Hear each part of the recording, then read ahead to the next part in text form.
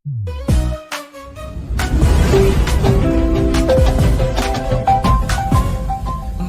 bergerak bersama guru penggerak, menebar manfaat bagi pendidikan merdeka. Lekas bergerak dalam pendidikan penggerak, ciptakan generasi unggul penopang bangsa. Mari bergerak, lekas bergerak, dan selalu menggerakkan. Assalamualaikum warahmatullahi wabarakatuh. Halo Sobat Penggerak. Pada kesempatan kali ini, izinkan saya, Sulis Prianto, calon guru penggerak Angkatan 11 dari SMA Negeri 1 Rembang, Provinsi Jawa Tengah, akan melaksanakan aksi nyata modul 2.3 coaching supervisi akademik. Dan pada kesempatan kali ini, saya ditemani oleh rekan saya, Ibu Novi Ariswati, sebagai guru BK SMA Negeri 1 Rembang. Assalamualaikum warahmatullahi wabarakatuh, Bu Elis. Gimana kabarnya hari ini? Alhamdulillah, kabarnya baik. Sehat ya Bu Elis ya? Sehat. Oke, berarti siap melakukan kegiatan praobservasi? Siap. Oke, ya Bu Elis.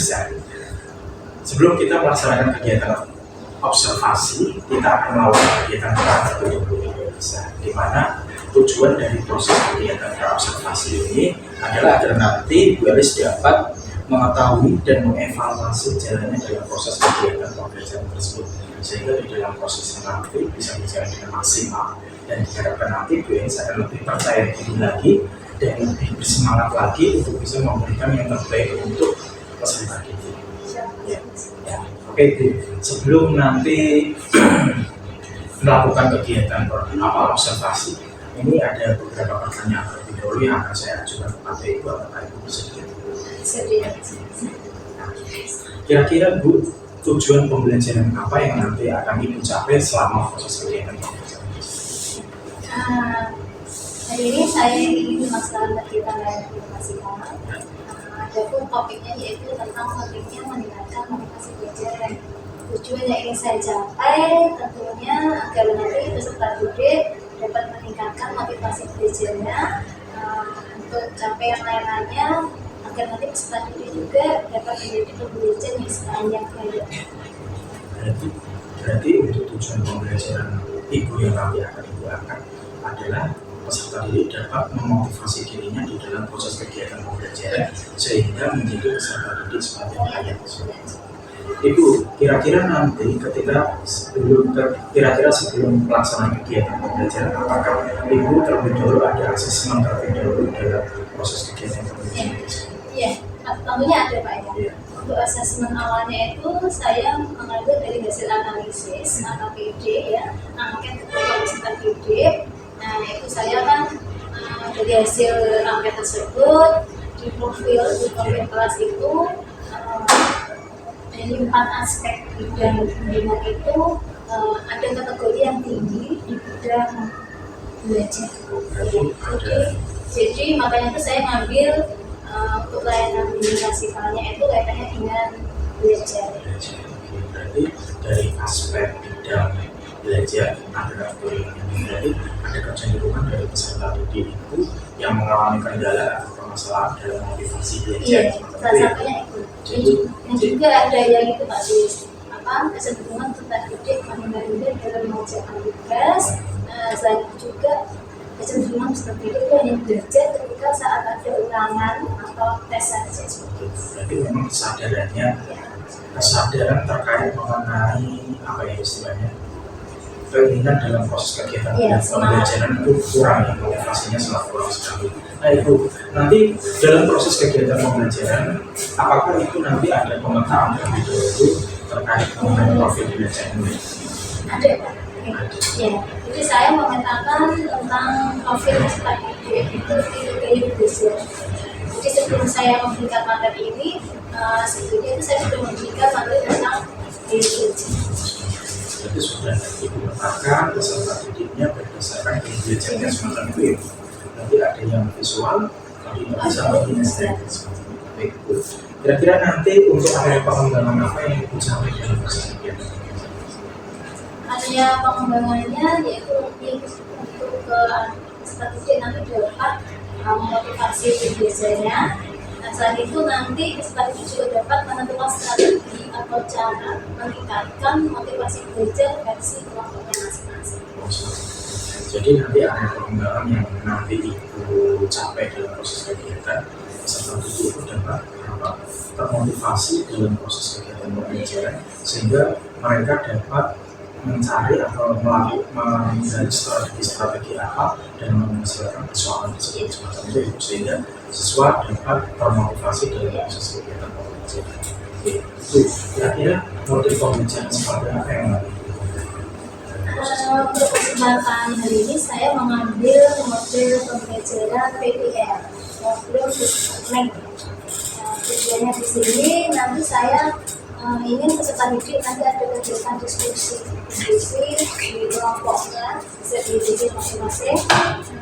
Kurang lebih satu kelas itu ada 7 kelompok masing-masing. Jadi 3 kelompok visual, 4 kelompok visual, 2 kelompok auditory, sama 1 kelompok kinestetik. Itu saya sesuaikan dengan hasil angket belajarnya juga. Terus nanti di kegiatan belajarnya itu nanti saya akan memberikan sebuah permasalahan ya, atau studi kasus di situ. Nah, jadi selain itu nanti ada saya menayangkan video motivasi, itu saya ambil dari cuplikan film Mas dan juga dari sinopsis film Mas. Dari kegiatan itulah nanti yang akan dilakukan diskusi kelompok oleh masing-masing kelompok, dan nanti setelah itu di hasilnya nanti masing-masing kelompok nanti dapat menentukan membuat produk mengenai strategi untuk meningkatkan motivasi belajar. Jadi nanti model pembelajarannya akan menggunakan PPL yang komunikasi dengan mencari melalui kegiatan diskusi kelompok, sehingga siswa dapat melakukan strategi dan proses pembelajaran serta nanti bisa menghasilkan suatu produk yang seperti itu. Nah, kalau boleh tahu dulu, kita Ibu menyebutkan terkait mengenai film Mas. Itu film seperti apa? Film Mas itu film yang katanya untuk meningkatkan motivasi. Di situ itu kan ada sebuah kisah bahwa seorang perjuangan seorang ibu yang menginginkan anaknya dapat sekolah sampai sekolah yang perguruan tinggi, walaupun ada banyak rintangan halangan, yaitu salah satunya kondisi ekonomi dan juga kondisi masyarakat yang di lingkungan rumahnya itu kurang mendukung, tapi tidak menyurutkan semangat untuk perjuangan sekolah itu dan juga anaknya untuk bisa mencapai cita-cita itu. Jadi kisah seorang ibu yang ingin menyekolahkan anaknya sampai jenjang yang lebih tinggi, katakan tapi dengan kondisi ekonomi tidak maksimal, sehingga ia kurang mampu, sehingga peserta didik itu bisa termotivasi sekali. Nah, itu kira-kira nanti strategi apa yang digunakan di dalam proses kegiatan pembelajaran tersebut? Tadi kan untuk model pembelajaran PPL, itu strateginya. Strateginya nanti saya menggunakan diferensiasi ya. Oke, jadi pembelajaran kemudian diferensiasi semacam itu. Karena saya ambilnya lebih ke diferensiasi proses sama produk. Alasannya? Kalau yang prosesnya itu nanti kan peserta didik itu bekerja sama dengan sebuah kelompok sesuai dengan definisinya masing-masing. Tujuannya nanti biar sama-sama nyaman atau sesuai dengan kemampuan dan juga minatnya peserta didik, sedangkan di kegiatan diferensiasi produknya nanti dari hasil diskusi itu anak-anak menyimpulkan strateginya, tentunya disesuaikan dengan kesepakatan bersama. Mau itu nanti dibuat fit mapping atau grafis ataupun narasi, nanti hasil dari kesepakatan dengan kelompok. Jadi nanti itu akan menerapkan strategi pembelajaran diferensiasi seperti itu. Salah satunya adalah diferensiasi proses, karena kaitannya nanti itu memetakan peserta didik berdasarkan dari belajarnya semacam itu. Dan nanti di produknya dari hasil proses kegiatan diskusi tersebut, siswa dapat menghasilkan suatu produk yang berbeda semacam itu, seperti mind mapping, narasi, atau apa tadi infografis semacam itu. Ya, keren sekali itu.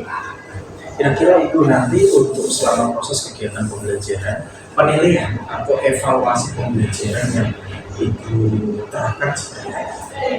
Untuk evaluasinya nanti ada 2 aspek, evaluasi proses dan juga evaluasi hasil. evaluasi prosesnya nanti saya mengamati terkait dengan antusiasme atau keaktifan peserta didik selama mulai kegiatan ya, dari jurnal pendapat ataupun nanti ada kegiatan tanya jawab, dan juga saya melihat kekompakan dan keaktifan peserta didik dalam diskusi kelompok. Kalau untuk kegiatan evaluasi hasilnya nanti saya akan memberikan sebuah Google Form ya Pak. Di situ di Google Form itu tentunya ada beberapa pertanyaan yang harus diisi oleh peserta didik, antara lain yang kaitannya dengan pengetahuan atau pemahaman peserta didik terkait dengan materi. Yang kedua kaitannya dengan sikap atau perasaan peserta didik setelah mendapatkan materi. Yang ketiga kaitannya dengan tindak lanjut apa yang nantinya akan dilakukan setelah mendapatkan materi. Jadi nanti untuk penilaian yang dilakukan dalam proses kegiatan itu ada dua ya. Dimana penilaian proses itu bisa mengamati keaktifan peserta didik selama kegiatan pembelajaran tersebut, dan nanti untuk penilaian hasilnya itu membagikan Google Form seperti itu. Dimana di dalam penilaian hasil tadi menyebutkan bahwa nanti siswa dapat menggali terkait mengenai pemahaman atau pengetahuannya serta perasaannya seperti apa, dan tindak lanjut atau actionnya nanti ke depannya seperti apa. Nah, Bu Elis, kira-kira nanti untuk sasaran kelasnya kelas berapa? Sasaran kelasnya saya ambil kelas 10, 7. Tentunya itu dari hasil analisis KPPD itu Pak. Terus untuk kegiatannya ya? Iya, untuk pelaksanaannya kapan? Pelaksanaannya insya Allah hari ini. Jam ke-5, berarti sekitar jam 10.15. Jadi untuk sasarannya itu menggunakan siswa kelas 10 7 semacam itu ya. Dan nanti untuk pelaksanaannya hari Rabu dari tanggal 16 Oktober jam ke-5 semacam itu. Nanti izinkan saya untuk bisa mengalami kegiatan pembelajaran. Ya, siap Pak. Ya itu saja mungkin pertanyaan yang bisa saya sampaikan. Semoga nanti kedepannya nanti Ibu Elis ketika melakukan pembelajaran ya bisa berjalan secara maksimal, dan tentunya dapat menerapkan strategi pembelajaran yang sesuai dengan Ibu Elis rencanakan tadi, sesuai dengan pembelajaran itu dan semacam itu. Iya, siap. Mungkin dari Ibu Elis mau menyampaikan sesuatu sebelum melakukan Iya, kegiatan. saya ucapkan terima kasih untuk Pak Sulis adanya kegiatan observasi ini. Tentunya kan memberikan tambahan semangat dan motivasi buat saya agar nantinya kegiatan saya bisa berjalan lancar, dan juga nanti saya juga minta saran dan pendapatnya Pak Sulis sekiranya nanti ada hal-hal yang memang perlu saya perbaiki, mohon kami bisa disampaikan. Siap Ibu Elis. Nanti jam ke-5 saya akan mendampingi Ibu Elis selama kegiatan pembelajaran di kelas ya Bu. Iya. Dan nanti setelah proses kegiatan pembelajaran selesai ada kegiatan pasca. Jadi nanti untuk masalah saran dan evaluasi nanti akan saya sampaikan di maksudnya di pasca evaluasi. Demikian yang bisa dapat saya sampaikan kurang lebihnya. Assalamualaikum warahmatullahi wabarakatuh.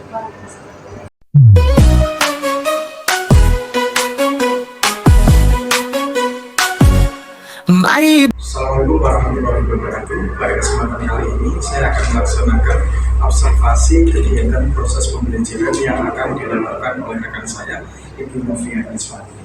Semoga apa yang nanti dikerjakan bisa berjalan dengan maksimal. Siap, Pak. Oke, saya akan duduk di belakang di semacam ini. Monggo silakan. Sudah.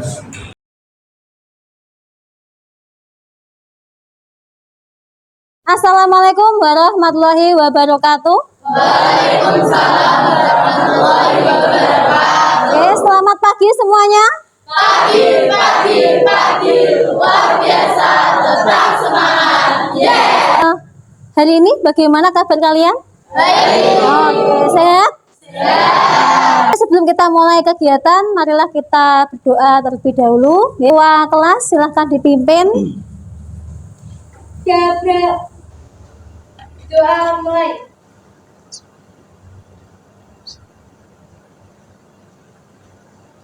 Doa selesai. Oke, Baik anak-anak, sebelum saya memulai kegiatan hari ini, bimbingan klasikal, Ibu akan mengabsen kalian terlebih dahulu ya.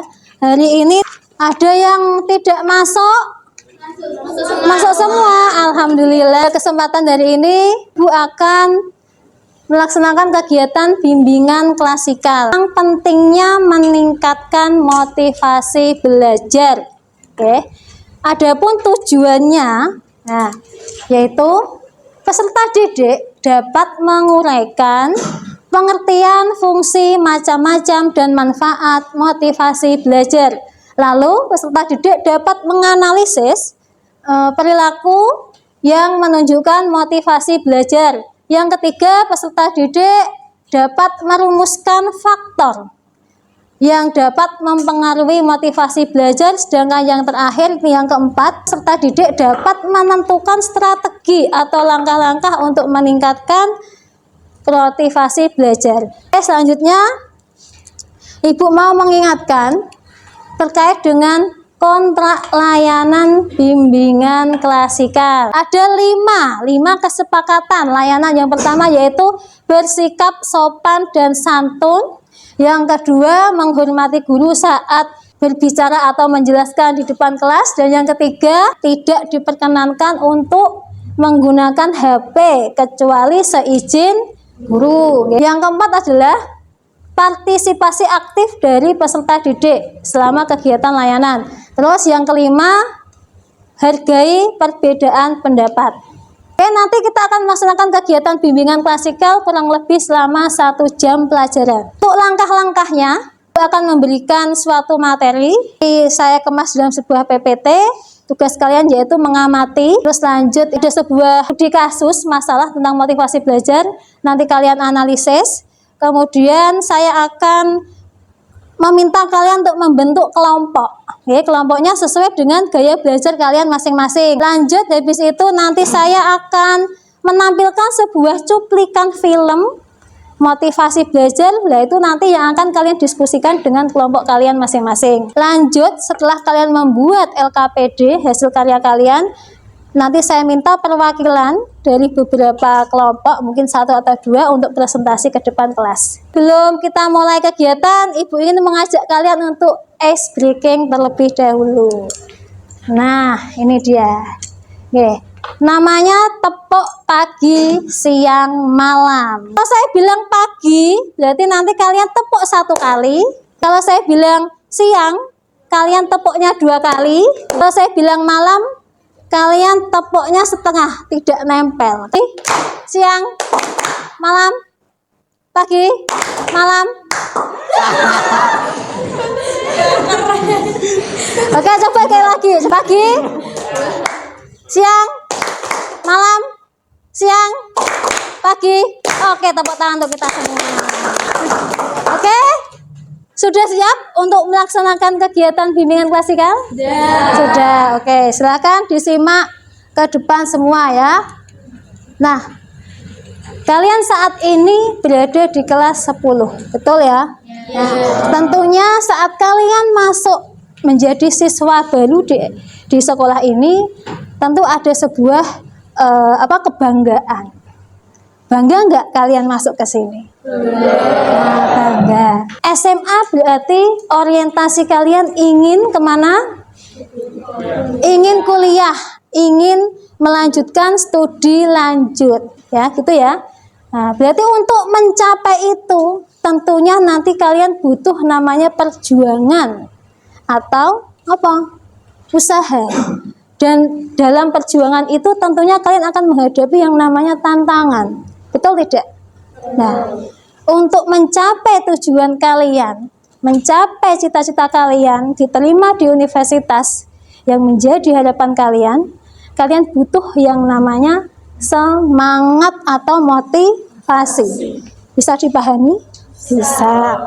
Nah, tapi kenyataannya di sekolah maupun di kelas itu masih ada fenomena seperti yang ada di depan kalian. Itu kira-kira itu ada kegiatan apa? Ini apa nih? Ngobrol. Bapak guru ini sudah bilang, ayo anak-anak fokus untuk belajar, ya kan? Berarti kegiatan ini itu merupakan kondisi real yang ada di sekolah, di kelas. Nah, untuk mencapai tujuan kalian, apakah kegiatan seperti ini patut untuk dilakukan? Tidak ya. Nah,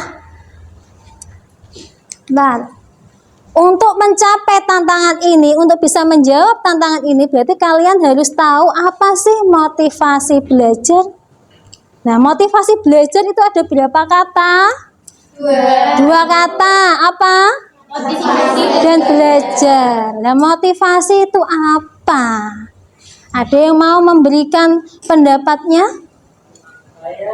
Silahkan. Menurut Fadil, motivasi itu apa? Motivasi adalah dorongan yang menyebabkan untuk seseorang agar berpindah dan mencapai tujuannya. Oh, mencapai tujuannya. Berarti intinya adalah dorongan ya. Dorongan untuk dapat mencapai tujuannya. Motivasi adalah daya penggerak atau daya dorong seseorang untuk melakukan suatu kegiatan. Sedangkan belajar itu merupakan proses untuk mendapatkan perubahan tingkah laku.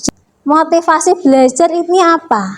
Kegiatan di mana mendorong kita untuk melakukan kegiatan yang lebih baik ke depannya. Kegiatan yang mendorong diri kita untuk melakukan kegiatan lebih baik ke depannya. Oke, bisa diterima? Motivasi belajar itu adalah suatu keseluruhan daya penggerak atau daya dorong seseorang untuk melakukan perubahan tingkah laku. Fungsi motivasi belajar itu ada 3. Yang pertama, bahwa motivasi belajar itu sebagai alat yang mendorong manusia. Yang kedua adalah menentukan arah perbuatan. Lanjut. Motivasi itu ada 2 ya. Motivasi intrinsik sama motivasi ekstrinsik. Ya. Perbedaannya apa? Intrinsik adalah intrinsik dari dalam diri kita sendiri. Oke, bagus. Ekstrinsik itu dari orang lain. Ini Ibu ada 3 kasus tentang motivasi belajar. Coba kalian perhatikan. Kasus 1 itu kira-kira ini sudah muncul belum motivasi belajarnya? Sudah. Dilihat dari apa? Berusaha. Karena Deviska sudah mempunyai tujuan. Oke, Deviska sudah punya tujuan. Dan tujuannya Deviska adalah dia ingin kuliah kedokteran. Untuk mencapai ini semua, makanya dia giat belajar. Di samping itu, dia juga rajin beribadah. Kasus kedua, kira-kira sudah ada belum motivasi belajarnya? Ada. Motivasi belajar yang dari mana? Dari ekstrinsik. Terakhir, kira-kira kasus 3 ini ada motivasi ya tidak? Tidak. Karena apa? Memiliki arah tujuan. Terus? Karena di pikirannya hanya kebebasan saja, seperti nongkrong, main game sampai larut malam, dan pada akhirnya dia malas untuk masuk sekolah. Oke. Ciri peserta didik yang memiliki motivasi belajar. Ayo apa? Rajin. Terus ada tujuan. Terus, semangat. Jadi motivasi belajar tinggi itu bagi mereka yang tekun, ulet, minatnya tinggi, ada tujuan, mandiri, bertanggung jawab, dan dia suka untuk latihan memecahkan ya soal-soal, atau dia berani untuk menghadapi masalahnya. Ya, itu yang motivasi belajarnya tinggi. Mengapa motivasi belajar itu penting? Berarti ini kaitannya dengan manfaat. Agar nanti kegiatan belajar itu menjadi lebih baik, lebih teratur, terus menyenangkan. Hasil belajarnya yang penting adalah prestasi belajarnya semakin meningkat. Yang mempengaruhi motivasi belajar ada faktor internal, yaitu dari faktor fisik atau kesehatan. Kedua adalah faktor tentang psikis. Kalian berkelompok sesuai kelompok kalian masing-masing, gaya belajar kalian masing-masing. Ayo silakan berkelompok. Coba didengarkan. Ini Ibu sudah siapkan LKPD yang diskusikan dari hasil diskusi kelompok kalian. nanti di sini ada sinopsis mengenai Mars. Terus nanti saya juga akan menayangkan sedikit film Mars. Tugas kalian adalah diskusi bersama kelompok kalian. Yang pertama, kalian diskusikan tentang analisis masalah, lanjut upaya untuk mengatasi masalah, buat rencana aksi, strategi kalian untuk meningkatkan motivasi belajar. Ini saya bagikan dulu nggih, Met. Nah, yang belakang kasih satu lagi loh. Nah, oke. Silakan perhatikan ke depan semuanya. Saya akan menayangkan cuplikan film Mars. Coba melihat ke depan semua. If you ask me, who knows the best about the meaning of education, then I would say, my mother. A mother is light from the seventh galaxy that brightens my soul, endless and eternal light. She is the wind that plays the music of life, so beautiful and miraculous. Sekolah itu apa ya, Jun? Sekolah itu tempat kita belajar, Kar. Biar pinter, biar gak bodoh. Terus ke sekolah boleh bawa kambing, Jun? Kowe pikir kambing bisa sekolah, Kar? Ngawur kowe. Kalau kamu capek, istirahat neng omah wae.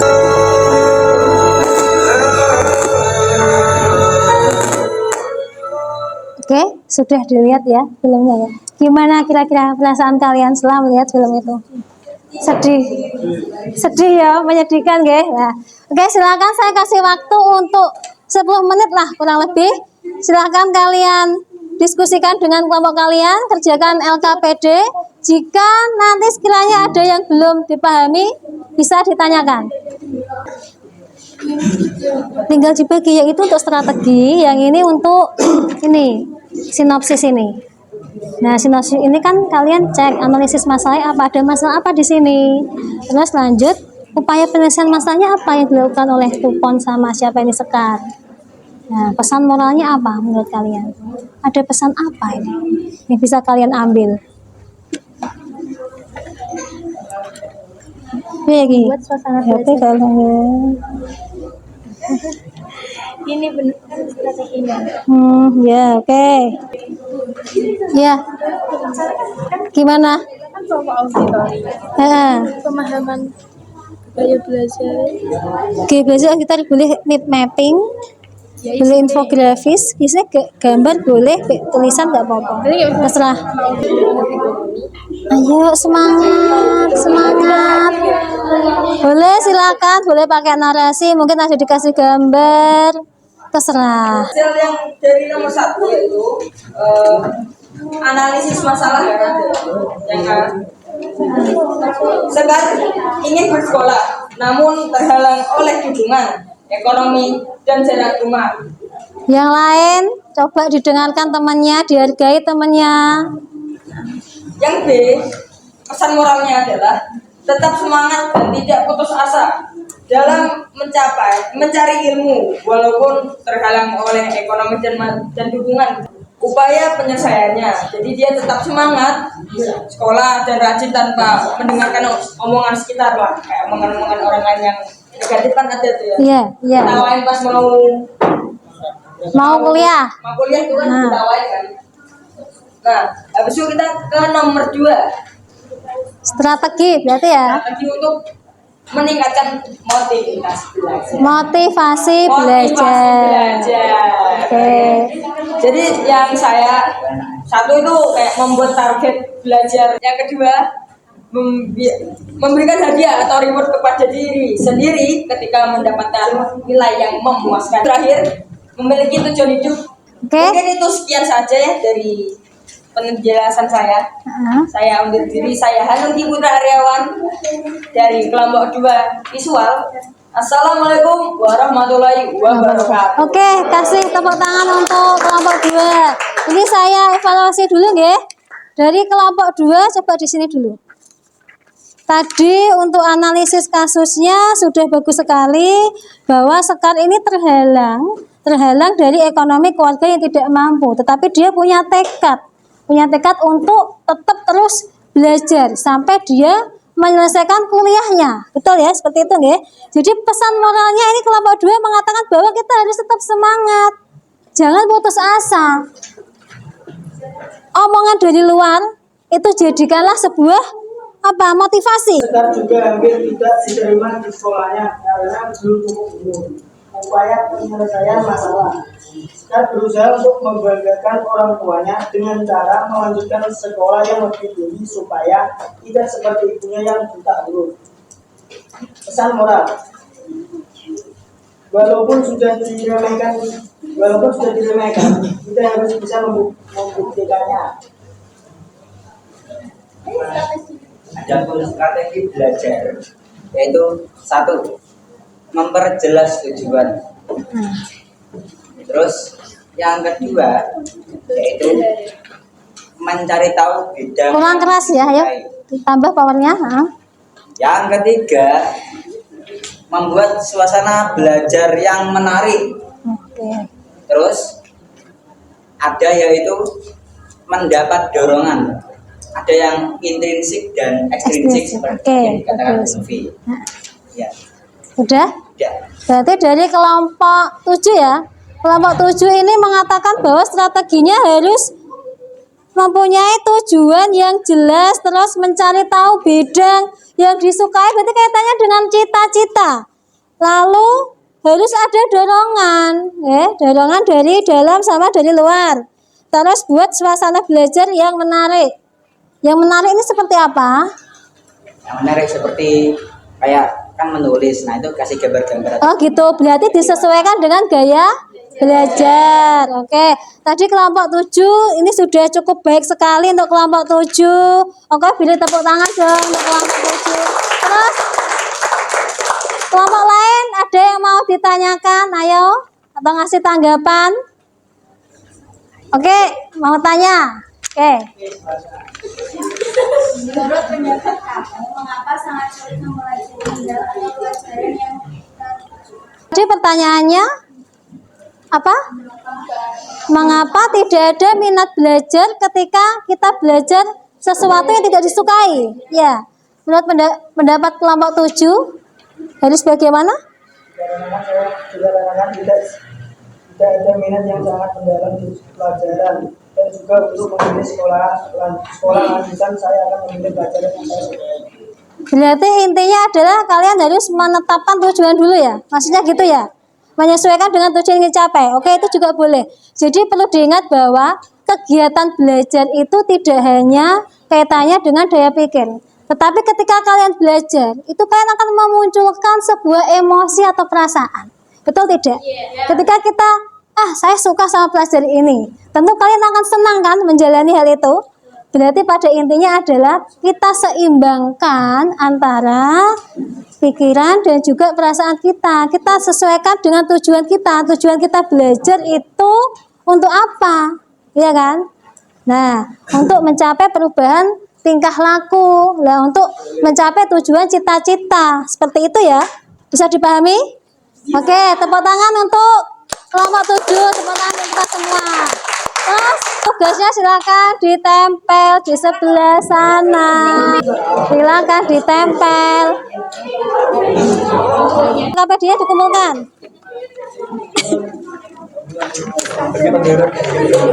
Dan intinya adalah bahwa strategi atau upaya meningkatkan belajar itu adalah ini loh. Kalian tetapkan dulu tujuan kalian. Tujuan kalian sekolah untuk apa? Untuk belajar, untuk lulus kan? Untuk bisa lulus kan? Baru nanti kalian bisa daftar kuliah, betul? Nah, tetapkan dulu tujuan. Setelah itu kalian buat jadwal. Jadwal itu berarti yang konsisten. Kalau cuma hanya niat, sudah kalian lakukan aksi tapi tidak konsisten, berarti kan juga kurang maksimal kan hasilnya? Jadi buat jadwal sesuai dengan target, lalu pilih metode belajar, berarti kaitannya dengan gaya belajar. Nah, sesuaikan dengan gaya belajar kalian masing-masing. Lalu yang keempat, ciptakan suasana belajar yang nyaman, yang kondusif. Oke, lanjut. Nah, kesimpulannya, siapa yang ingin menyampaikan kesimpulan? Oh, oke, Jessica, coba. Kesimpulan dari pembelajaran kita hari ini yaitu motivasi belajar sangat penting dimiliki oleh seorang pelajar. Karena dengan adanya motivasi belajar dapat menjadi daya dorong diri sendiri untuk mencapai tujuan belajar. Sedangkan tujuan belajar seorang pelajar tentunya untuk mencapai masa depan yang cerah dan pastinya sukses.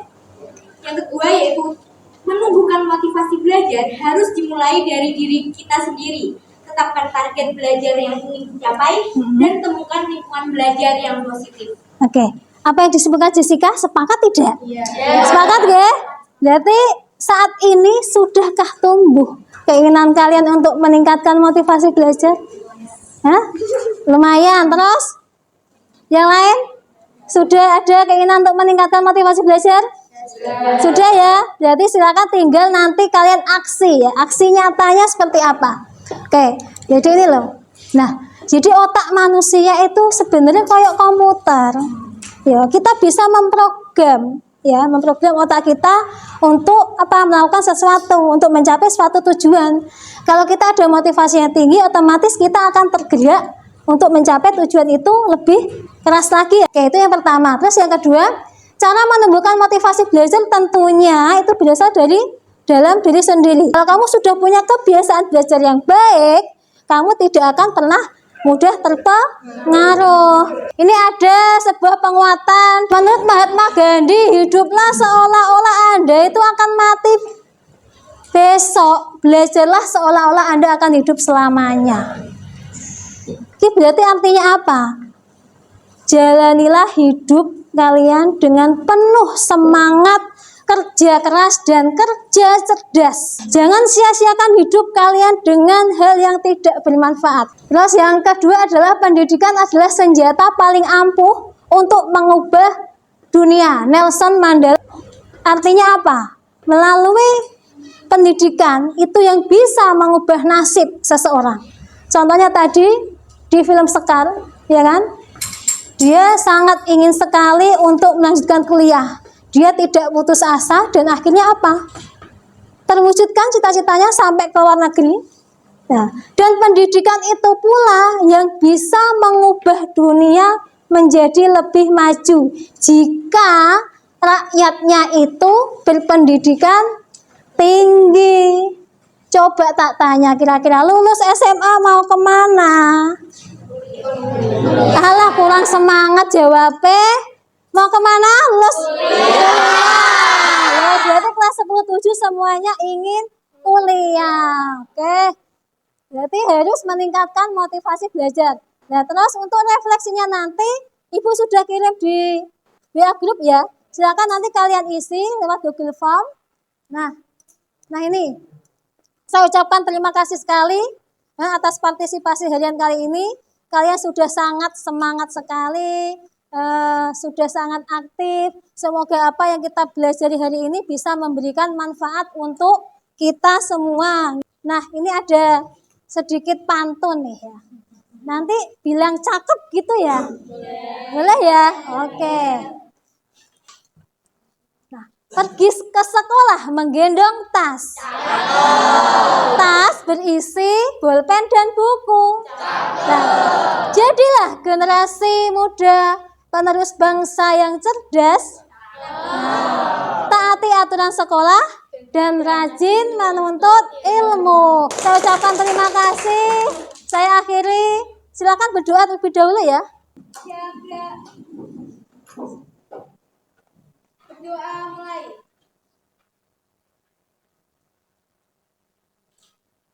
Berdoa selesai. Oke, terima kasih sekali. Saya akhiri. Wassalamualaikum warahmatullahi wabarakatuh.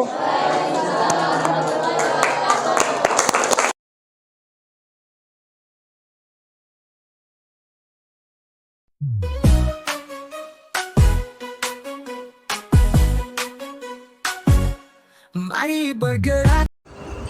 Assalamualaikum warahmatullahi wabarakatuh. Pada kesempatan kali ini saya akan melakukan kegiatan pasca observasi dalam proses kegiatan pembelajaran coaching untuk supervisi akademik. Dan pada kesempatan kali ini saya masih ditemani oleh rekan saya, Ibu Novia Eliswati, sebagai guru BK di SMA Negeri 1. Bagaimana kabarnya Ibu hari ini? Alhamdulillah sehat, Semangat dan bahagia. Iya, Bahagia sekali karena sudah menuntaskan tugasnya sebagai guru PPG, kegiatan pendidikan guru profesi guru, ya semacam itu. Ya Ibu, kira-kira perasaannya seperti apa tadi selama proses kegiatan pembelajaran? Rasanya tentunya ada sedikit tegang Pak. Selain itu juga karena mungkin tadi ada Pak Sulis ya di dalam kelas, tentu suasananya agak beda. Ya. Dan kalau dari saya sendiri, yang penting sudah melaksanakan kegiatan sampai akhir, dan itu juga memberikan perasaan lega dan plong. Dan untuk kegiatannya tadi, Andi juga sudah berjalan sesuai dengan alur. Jadi perasaan itu sangat lega sekali ya, lega sekali karena sudah melaksanakan proses kegiatan pembelajaran sesuai dengan apa yang direncanakan semacam itu ya. Sekaligus juga sudah menerapkan praktek kegiatan PPG. Oke, kira-kira selama proses pembelajaran tadi apa yang Ibu lakukan selama hal tersebut? Apakah ada suatu hal yang sekiranya mempengaruhi dalam proses kegiatan pembelajaran tersebut? Kalau untuk proses layanan yang tadi, saya sesuaikan dengan rencana dan juga mulai dari tahap awal, tahap inti, dan juga tahap penutup. Secara garis besarnya sudah sesuai dengan alur layanannya juga. Hanya saja tadi ada beberapa hal yang yang pertama, mungkin karena peserta didik karena diawasi ya, ada orang lain yang di dalam kelas, jadi mungkin rasanya agak sedikit tegang atau ya semacam itu. Terus yang untuk kendala lainnya, kaitannya tadi ada juga peserta didik yang sekiranya masih pasif atau belum aktif ketika tanya jawab. Dan itu tadi saya tidak sampai menunggu lama, saya tunjuk saja tadi itu tadi di mana yang dirinya perlu menjawab pertanyaan dari saya. Terus selain itu juga di prosesnya tadi juga ada kendala saat peserta didik melaksanakan kegiatan diskusi kelompok. Jadi anak-anak itu cenderung kurang cepat gitu Pak dalam mengelompok sesuai dengan belajar. Dan juga dalam diskusi kelompok juga itu tadi ada beberapa peserta didik yang sekiranya tidak ikut kontribusi. Berarti selama proses kegiatan pembelajaran tadi itu sudah menerapkan strategi sesuai dengan alur yang ada dalam RPL atau acara pelaksanaan layanan itu buat semacam itu. Dan tadi itu juga menemukan beberapa kendala terkait mengenai keaktifan siswa di dalam proses kegiatan pembelajaran, baik mulai dalam pembentukan kelompok ataupun dalam kegiatan proses diskusi semacam itu. Oke Ibu, nah kira-kira alasannya apa Bu tadi kok bisa muncul permasalahan tersebut? Mungkin tadi saat kegiatan yang bisa untuk diskusinya mungkin kurang lama, semacam itu ya Pak ya. Pada itu juga mungkin kaitannya dengan suasana juga kan mempengaruhi ya. Ada Mbak juga gitu. Masa itu Pak. Terus tapi juga itu kaitannya dengan diskusi kelompok kenapa lama itu ya. Karena ini mungkin tadi mungkin kurang persiapan juga, mungkin ada beberapa masalah pribadi yang biasanya peserta didik, jadi seperti itu. Terus kaitannya dengan diskusi kelompok tadi, ada beberapa peserta didik yang kurang aktif atau kurang memberikan kontribusinya, itu mungkin bisa terkait dengan pembagian peran dalam kelompok yang belum merata. Tapi untuk pembagian perannya yang belum merata itu maksudnya seperti apa? Maksudnya gini Pak, itu kan ada beberapa hal yang perlu didiskusikan dalam kelompok. mungkin ada beberapa peserta didik yang cenderung dia ingin mengerjakan semuanya seperti itu, jadi tidak membagi peran atau tugasnya sama anggotanya. Nah, kira-kira itu nanti untuk solusinya seperti apa supaya peserta didik itu bisa membagi perannya dalam kegiatan proses diskusi. Ya tentunya kalau kaitannya ke evaluasi diri itu juga sangat penting untuk saya sendiri, dan itu nanti insya Allah di minggu berikutnya ketika ada kegiatan bimbingan klasikal lagi, saya akan menyampaikan atau menginformasikan terkait pentingnya diskusi kelompok atau pentingnya kerjasama dalam tim pada peserta didik. Jadi agar tidak terjadi kecemburuan ataupun perkembangan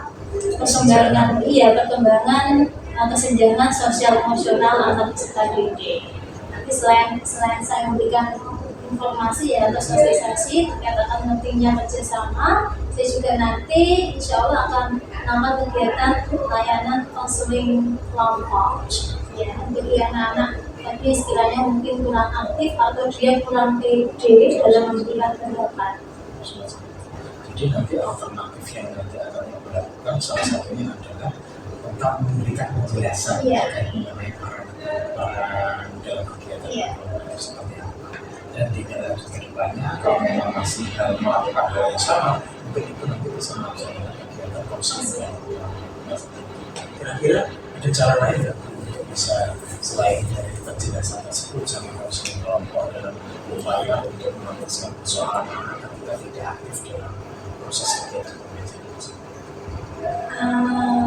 Bisa itu Pak, bisa memberikan sebuah kayak semacam film atau sinema edukasi ya, jadi nanti biar anak-anak itu tahu bahwa setidaknya kita itu sebagai manusia itu ada peran sosial, jadi tidak bisa kalau namanya tadi itu individualis, itu harus ada kerjasama juga dengan orang lain.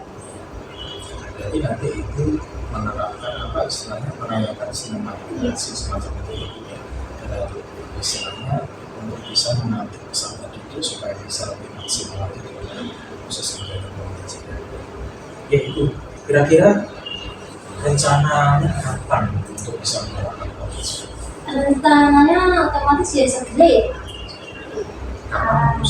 Siapa minggu juga. Di hari yang sama. Ya, bisa jadi sama, nanti bisa ketika kalau konseling kelompok nanti bisa ambil di luar jam. Ya itu dari proses kegiatan bersama fase ini kira-kira pembelajaran apa yang sudah proses ini? Kalau menurut saya bahwa pentingnya dalam pemberian layanan itu adanya proses diferensiasi ya. Mungkin tadi kan saya masih menerapkan diferensiasi secara proses dan juga hasil ya Pak Ibu. Ya untuk diferensiasi kontennya itu belum saya wujudkan. Jadi perlu evaluasi diri saya sendiri dan tentunya saya juga perlu belajar lagi mengetahui tentang bagaimana pembelajaran diferensiasi diterapkan di kelas. Selain itu juga pentingnya juga untuk mengetahui minat peserta didik atau keberagaman yang ada di kelas sesuai dengan kemampuan dan potensi masing-masing. Jadi nanti upaya yang akan dilakukan salah satunya menerapkan strategi diferensiasi secara utuh ya, meliputi dari diferensiasi konten, diferensiasi proses, dan diferensiasi program. Mungkin itu nanti juga bisa istilahnya berkolaborasi dengan teman atau mahasiswa yang sudah menerapkan pembelajaran diferensiasi itu, sehingga nanti dalam pelaksanaannya ke depannya bisa lebih maksimal. Siapa space? Ya, Ibu terima kasih atas waktu Yes. atas bincang-bincangnya. Semoga informasi yang kita lakukan di dalam proses kegiatan ini bisa istilahnya bisa berdampak buat diri saya meskipun juga Ibu juga, sehingga dalam pelaksanaan proses pembelajaran itu bisa lebih. Saya akhiri, boleh? Saya mau mengucapkan sesuatu. Oke.